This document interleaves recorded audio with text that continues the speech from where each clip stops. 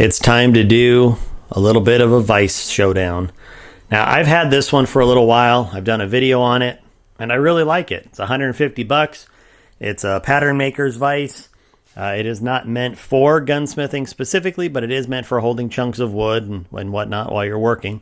And it does a phenomenal job. It's not perfect. And, you know, I've had a lot of comments since this time saying, hey, why don't you check out some of the dedicated vices on the market for guns or gunsmithing? And I figured, sure, why not? So I went and bought the real Avid Master Vise, I think is what it's called. And then I got the Howard's Total Vise. And I think this represents a really good mix of price ranges and abilities. And I'm just going to spoil it for you. None of them are perfect. Let's look at pricing real quick. 150 bucks, more or less. You can get them a little cheaper on sale. The real Avid Master Vise is, I think MSRP is around 300, depending on where you look. If you go to their website, Amazon and some other places are around 250. And then we have the Howard's Total Vise. This one here is, I think in this configuration is about 340 or 350, something like that. So, you know, you definitely have a little bit of a spread between pricing, but there's also a pretty decent spread in terms of what they do and how they do it. And I don't think there's any one vise that fits everybody's needs. So I want to show you what I like and don't like about these vices. And let me just kind of angle this down just a little bit here. And I think it might be best to start with the pattern maker's vise. Now, let me grab a stock. And just to make it easier on camera, I went ahead and took my action out of my stock so I can just show you what it's like putting a stock into any of these particular vices. And actually, I'm gonna raise it up again just a hair here. All right, so let's talk about the pattern maker's vise. It is the least expensive out of any of the ones that we're looking at here, but it is, in my view, the most obtrusive. So it's the widest. It's going to take up the most distance this way. It's also going to take up the most distance down below your bench because you have to drill a single hole, and there's about a 1/2 inch or, I don't know, 5/8 inch bolt, or bolt basically, that goes down and sticks maybe 6 inches, 5 inches below. And it uses, in fact, I'll lower it down here in case you haven't seen this before. Let me just pull it out, it'll be easier. So there's a big like flywheel on it here.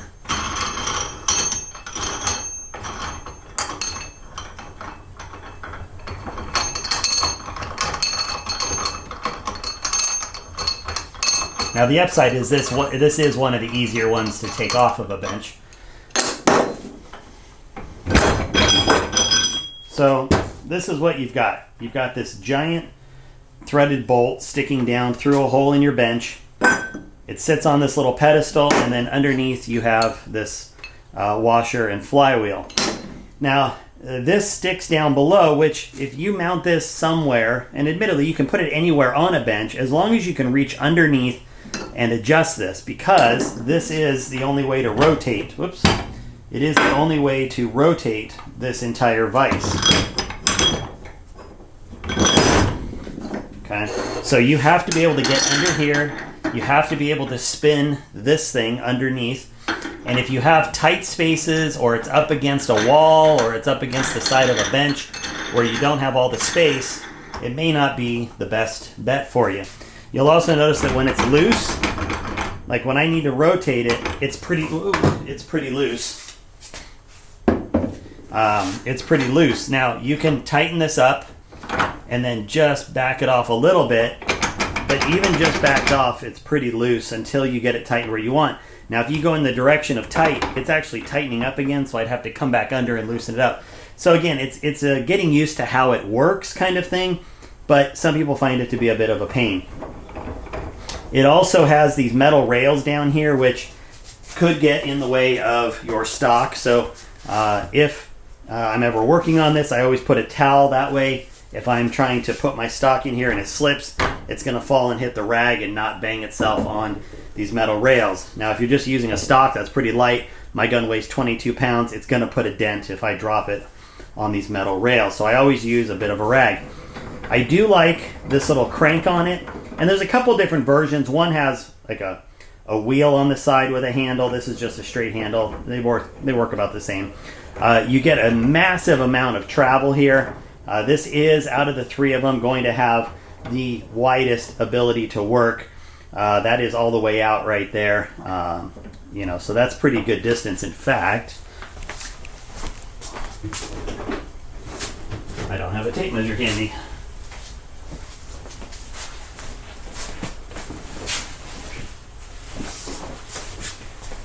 Never a tape measure when you need one. All right, so that's about 5.5 inches, give or take, on the opening here. So if width is important to you, this one's definitely going to have the biggest. Now, I do really like the pads on here as well, and I will show you. I'll do my best here to pull this off real quick. So you can see that these pads are like a hard, I don't know, polyurethane or something, and they are really bonded and then sanded down, so there's no lip or anything to catch. Really nicely done on this, especially for being the $150 version. And I will say this is a fantastic work surface. It doesn't mar or leave any kind of residue on my stocks. It really does a great job. But here's where this one does suffer a little bit, is that it's not great for mounting a stock on a barreled action. If you're trying to mount the barrel, let's say you're trying to hold the gun by the barrel upside down and then mount the stock so that there's no pressure on it. This grip is not enough to, it will, I shouldn't say it won't, but I wouldn't trust it without me standing here and supporting one end of it a little bit just in case. Now, I've thought about making a little set of like grips that go around the barrel, and if you did that, it has enough pressure this way, but there's just nothing to hold the barrel from slipping a little bit. So, I mean, you got to really crank on the barrel here to make it work, and it's just not the most comforting feeling, although I have done it. These are, you can either tighten these down or leave them floating. So if you need to clamp on different angles and stuff, it does give you some ability to do that. And it is somewhat self-centering if you leave them loose in terms of putting a stock in. So a lot of times I'll put my stock in here and, clamp away.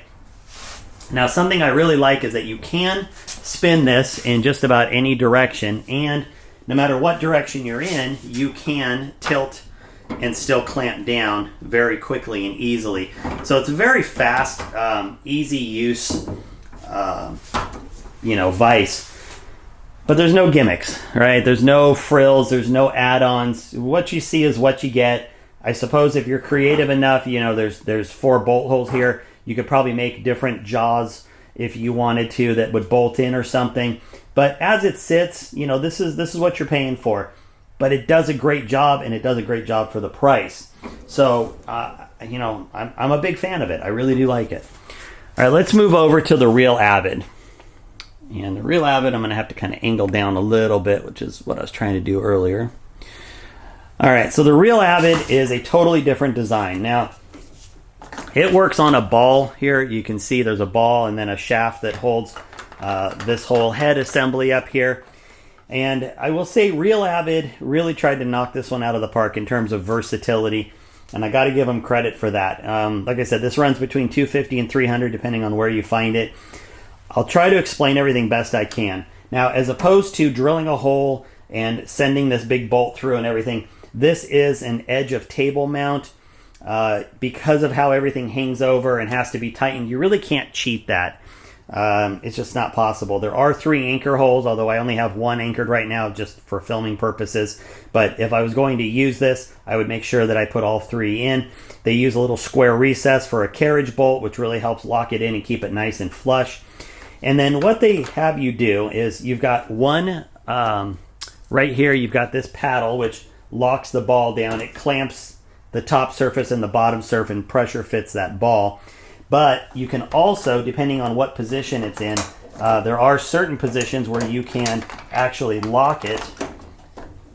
Okay, so even with this loose, it won't go anywhere because this pin is going through that ball. And there's a couple different ways you can do it. I'm not going to go through all of them, but it's not necessary. But if you were doing a lot of heavy work or maybe changing a barrel, you would want to lock that in just to keep it from falling. Or If you're walking away from the project, you don't want the vise to just fall over suddenly. So if you're not going to lock it in, there is a holding spot right there so that you don't lose that pin, and I do appreciate that.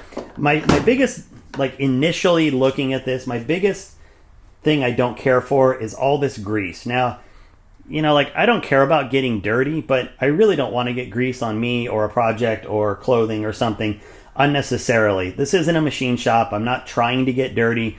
But there is an inordinate amount of grease that is around this ball, and I understand why. It's designed to move in a lot of directions. You need to make sure that it stays lubed, and that's fine. Just be aware that if you're not careful, you could end up getting a decent amount of grease, which is something I don't have to deal with on the other two vices. Now, it doesn't migrate. It doesn't move. The grease stays in this area, so as long as you're not, sticking your hand in there or clothes or whatever, it's not going to get dirty.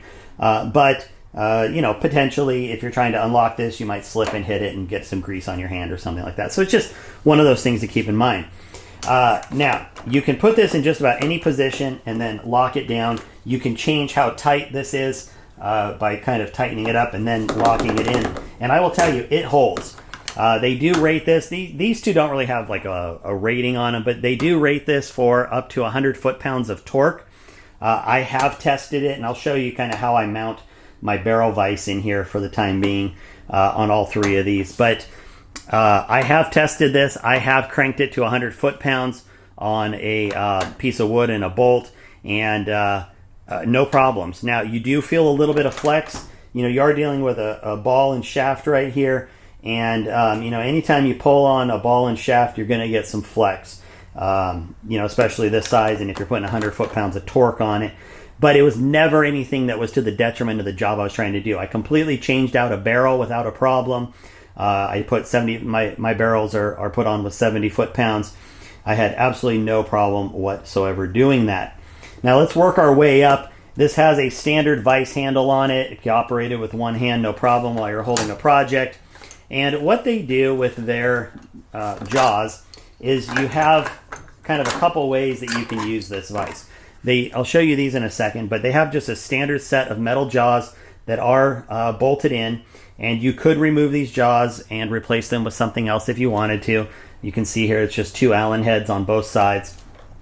And then they give you these slip-over jaw covers that have a foam and then a hard plastic. This is probably the only thing I don't love about the unit itself is these foam. I really prefer this hard urethane or a hard rubber like you're going to see on the Howards over here. This foam, for me, it's just too soft and not, it doesn't hold well enough. Now, if you have something really fragile, I think it'd be fantastic. If for some reason you had to, I don't know, like a scope, where you don't want to crush it, I guess the soft foam would be nice if you had to hold a scope in place for some reason. But there's nothing I use that this foam was functional with. Now, that's just me. I'm not saying it isn't functional for people. I just didn't find for me that it was working. Now, I do like the inside jaws here because they have a barrel channel and they have an ARCA channel. I don't run ARCA rails, but I happen to have one here, and I'll show you. If you have your ARCA rail mounted, this will easily, right up here on this upper groove, hang on a second.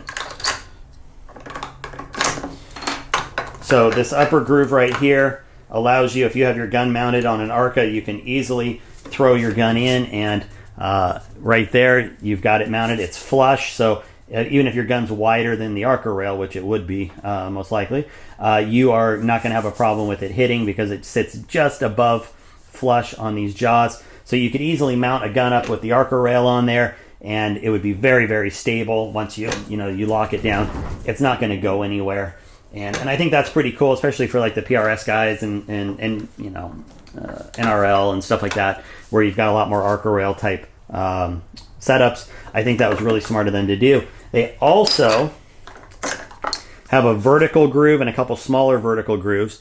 And these are great for if you need to work with a bolt that's in a vertical position or some kind of tube or whatever. You can lock it in pretty easily there too. So I think this plastic side has a lot of versatility.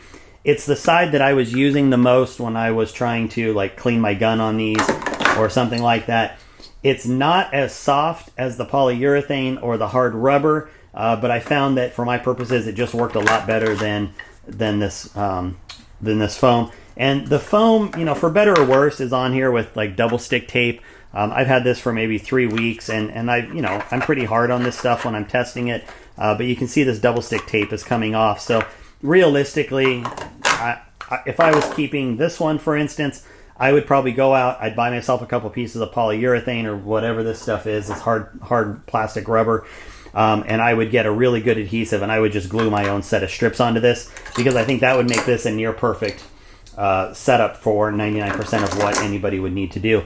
I really love, like I said, changing stocks and stuff. This barrel groove was a dream. I could just shove the barrel in there, lock it down. I could unscrew my action.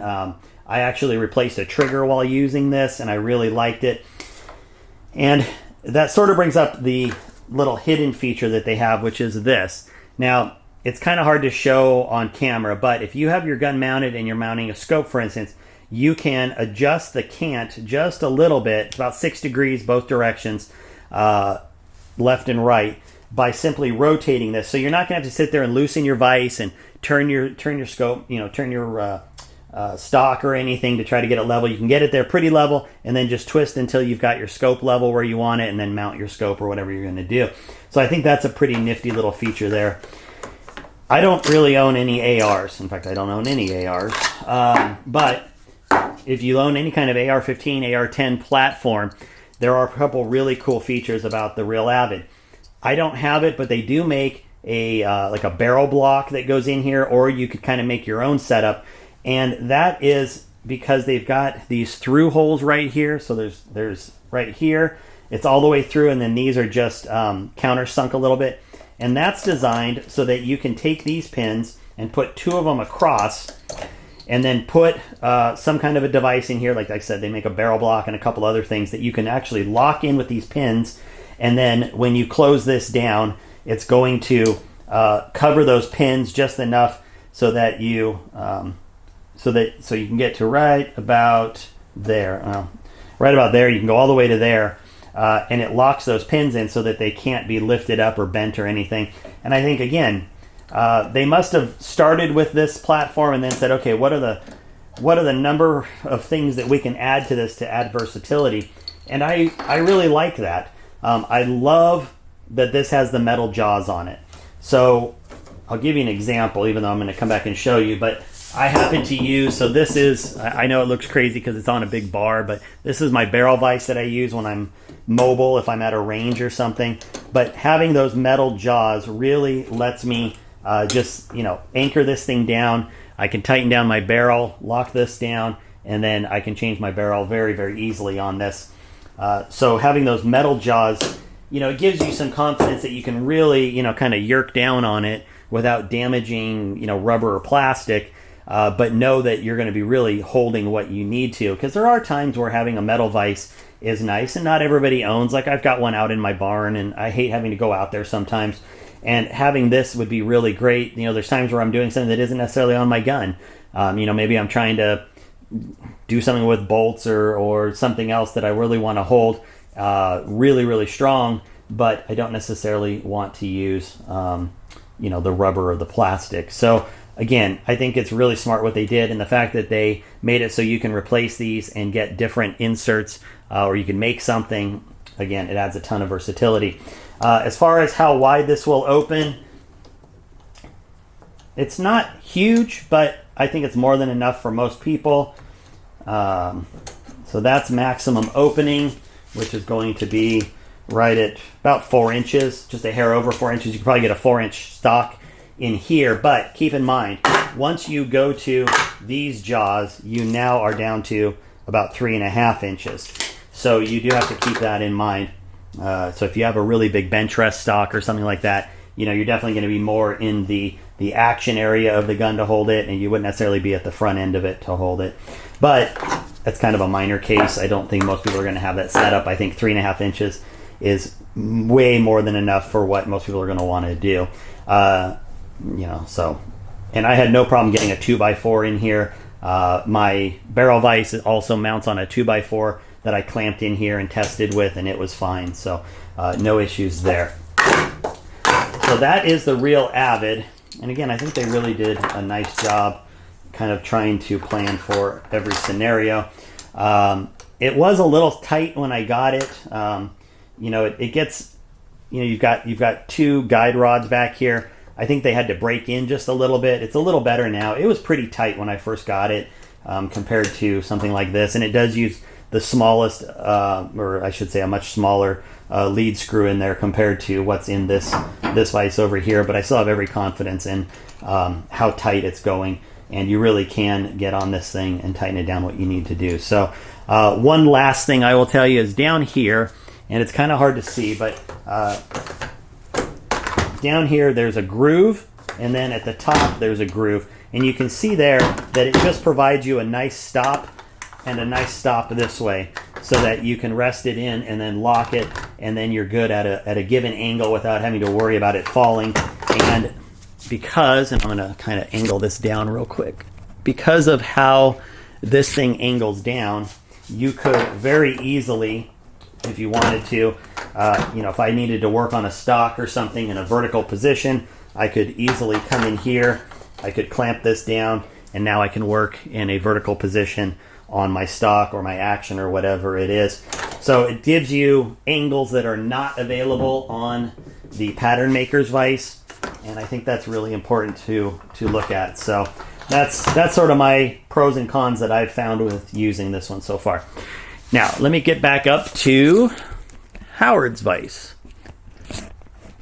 Now this one I had the least amount of knowledge about going into it. I really didn't know what to expect with this Howard's vise, and I will say it is probably the most full-featured vise that you can get, but not just because it's a gunsmithing vise, because it's a system. Whereas the other two are really designed as vices, this is a vise system, and what you're buying really is you're buying the base, and this comes with a pack. You save like $5 or $10 by buying the package, but there's the base, and then there are different heads that you can buy. Now, this happens to be one of the two different gunsmithing heads. The other one's for mounting scopes and stuff. But they are all interchangeable. All the heads will fit into the base, and you could have multiple bases around your shop and then just move the head from base to base. They make a rolling cart. They make a stand. They make a big trammel system for the side of benches with bearings. You can roll this whole thing aside. They really go all out on it. And as far as heads go, I can't even remember everything they do, but I want to say they do like automotive part vise. They do a bow. They do 2 different bows, 2 different guns, knife making. There's like, I can't remember, 10, 12, 15 different, I can't remember. There's a lot of different heads that you can buy that makes it very, very useful for people who do a lot of different hobbies. I want to say there was even a bicycle mount, but I can't swear to that one. But I wouldn't be surprised if there's an easy way to mount a bike up here if you needed to with one of their mounts. So anyway, they do a lot of different things. Again, I don't remember exactly what they do. It is really robust. In fact, I wasn't sure what I was getting when I spent $350 because, you know, like the picture and the videos and stuff that I'd watched, it looked impressive, but you just never know till you're going to get it. I was pretty shocked when I pulled it out. It is heavy. The shipping costs were pretty expensive for what it is, so I was kind of like, well, you know, am I getting taken on a ride for the shipping? No, it's heavy. You know, I ship tumblers. I know what it's like shipping big, dense items. I 100% think that they are very fair on their shipping given how big and heavy and dense this thing is. It comes very well padded with wrapped up and everything. So really, really great unit. Let me show you the 2 units kind of aside from themselves though. So the base has 2 basic functions. One is this clamps in the assembly so that it clamps down on the pole and holds it in place. And then over on this side, you have the ability, kind of like the real Avid did over here, you have the ability to rotate this in a bunch of different directions. You know, you can go down and then rotate it 90 degrees or anything like that. And then what they do is they do have some safeties, similar to how Real Avid puts some safeties in place. You know, you have a standard sort of a 90-degree safety here, and it's a detented pin. and it's not going anywhere. So if I have my gun on here, that's the most it can travel. If I want to put a different angle on it for some reason, I can go to here, and again, it's not going anywhere. And then I can obviously go all the way down to the, it's a little past 90, but basically a 90 degree. And then once the head is in it, again, I can lock this down, and I'll put my stock back in to illustrate a couple of the features on this particular head. Now, let me make sure that you can see this, but right here and right here are what appear to be probably some bolts underneath with some kind of a collar, and then they have a rubber on top. And that's really nice because my gun has somewhere to sit while I'm tightening it. So as opposed to the other two, which could technically kind of fall through before you clamp them, this is really set so that you are optimized in where it's going to clamp height-wise, and it's going to support it. And again, with a 22-pound rifle, that's a big deal. It does free up my hand to just sort of balance it while I clamp it down. But the clamping is probably my least favorite on this particular vise. It is really tight. Like, I'm not going to lie. It's as tight as the other two, even though you're using these hand knobs. But it's a three-wheel operation because of how this works. There's angles to this. So you have to make sure that if you are tightening, if you tighten only at the top, then it's going to kind of put it at a weird angle, and you may not want that. So as it's clamping, you can keep it parallel to this plate by controlling the distance that this bottom screw is hitting the plate. So it's sort of a dance that you do with it if that's how you want to handle it. And you have to tighten both of these, which is not a fast process. If I'm putting this stock in, for instance, I got to loosen up both of them, right?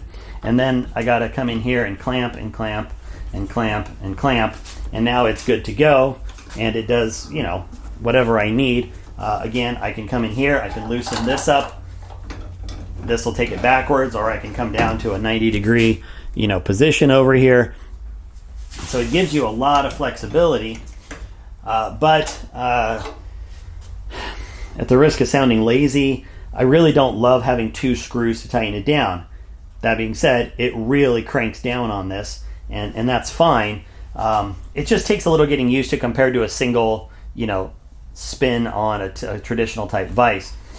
Because of the inserts that are in here that I talked about that are holding your stock, it does also limit how much angle you can have on something like this stock. So I'm only dealing with this much wood right here, and when I'm here, I can angle backwards a little bit and still catch some meat, and I can angle forward and still catch some meat. But keep in mind, at some point I'm going to hit these springs forward or backwards, and you just have to be a little careful. It's not a huge deal, but it is something that you need to be aware of. The vise loves being in a horizontal position with your stock. Putting a little bit of an angle, it just takes a little bit of practice to get it where you want, and then you can turn your gun and do what you need to.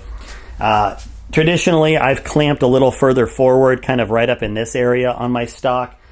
With the Howard's vise, I do come back a little bit because of how my stock is built. It's just easier right in this area compared to up here, which is where I've sort of traditionally clamped in the past because of where the center of gravity is on my gun. Again, not a big deal. It's just a learning curve with this particular vise, and that's fine. Let me show you. I'm going to back off this screw quite a bit, and then I'm going to turn this, and let's see the best way to do this. So I just want to show you what happens if you don't. So if you don't tighten this screw, it's tough to get it tight, and see, it wants to walk out the top because it starts creating a kind of a V shape like this. I hope that makes sense. So you do have to kind of get a balance with this, hitting against the plate down there, so that you can then start applying the proper amount of pressure on the top to hold it. This one is a hard rubber. I'll show you here. So this one uses, it's almost like a tire material, like a belted tire. It is really, really grippy. You can hear it. It compresses just enough so that you're not going to be crushing the wood, but I shouldn't say it's even compressing, but it's not damaging the wood when I put on enough pressure to hold it in place for cleaning or whatever. But I don't know how much breaking in it's going to take before I get just a little bit of a residue on my stock from that material, and it cleans off really easily. And so what I did is I didn't know if there was like a film or something on here, so I actually took a paper towel with some rubbing alcohol and wiped down these rubber pads, and it seems to have removed whatever residue was getting on my stock, because I've had the stock in there a few times now and I'm not noticing that there is any kind of residue left over. So I think that's good. This uses it's not a standard size pipe, but it's not a hard to find pipe. So I suppose that if you wanted to make your own inserts somehow, that, you know, maybe there's something really specific that you want to make. Like I've thought about actually making one for, I do wish that fit just a little looser, but I've thought about making one for my barrel vise, where maybe I could, you know, mount it and stick it down in the hole, and then that way I would have a real easy mount on here. So if I end up keeping this particular one, I would probably look at doing something like that.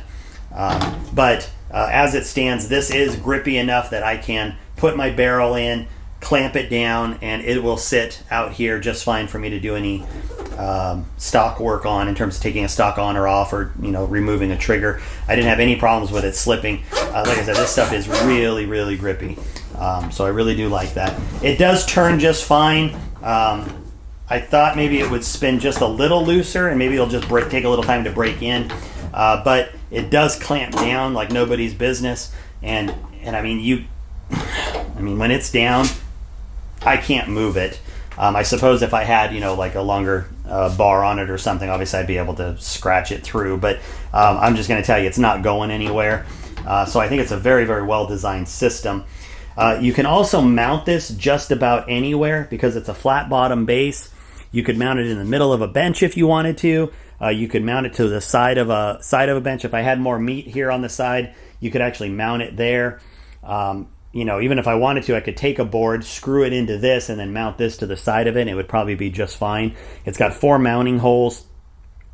I've only got 2 of them in right now, and I would probably never use all 4, to be honest, but you have the ability to use all 4 if you wanted to. And I mean, the thing is just massive. It's meaty. It just holds whatever you need to.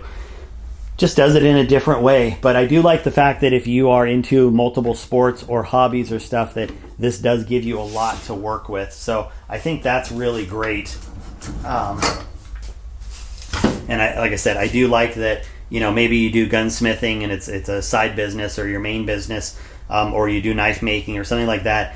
You can buy multiples of these bases, and then, you know, again, if I have my stock or whatever I'm working on, I can simply take this out, go to the other bench, drop it right in, and you're good to go. If I get a rolling base for it or whatever it is, then it would be super easy to deal with. So really, really good. Now, like I said, this is how I have been testing my barrel vise, and I also have a 2x4 that it bolts through with these other holes, and I haven't had any problems. This one will take the full torque, but you do have to make sure first you got to bring this screw all the way out. So you got to do this, and this is the only time when I'm going between types of projects, you know, because I was just putting my stock in here. So now, you know, you've got to kind of do a bunch of one screw and then a bunch of another and then a bunch of another. You can see here, it just takes a little longer than having just a main, you know, I guess it'd be a lead screw through those 2 units over there. But when this one is clamped down,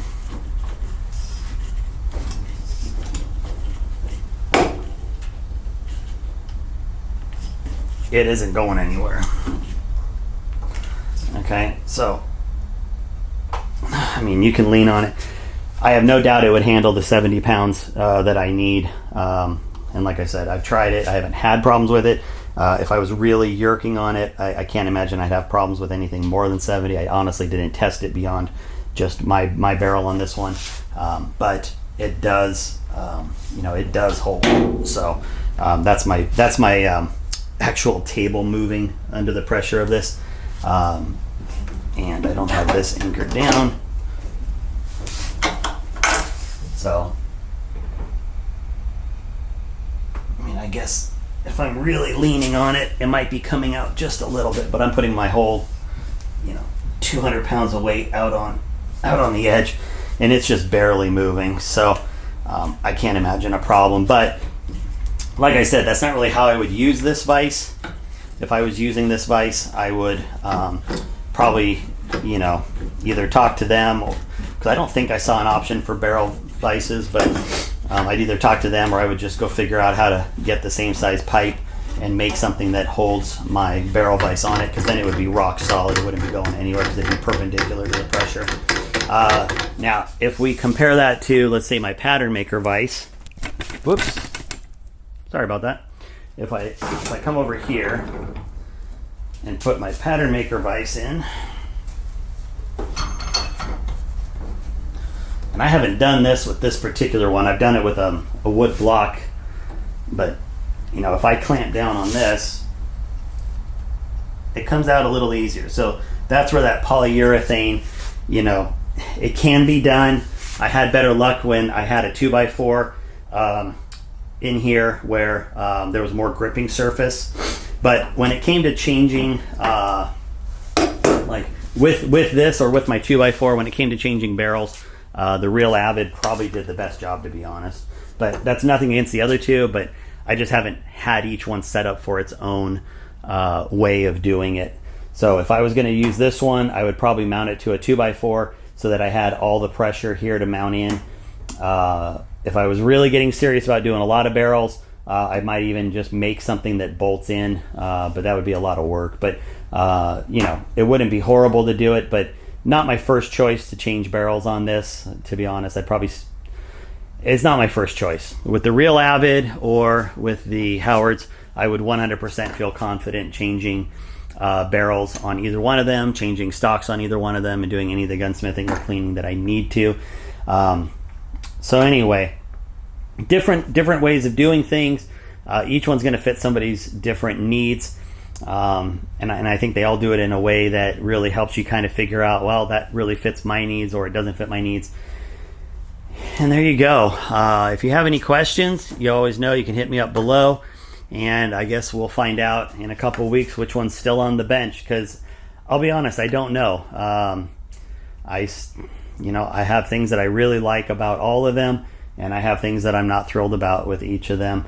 And it really doesn't have to do with the money necessarily. Like, there is a big difference between 150 and 350, but again, you're buying a system that can be swapped out for other vices and things like that, other tools.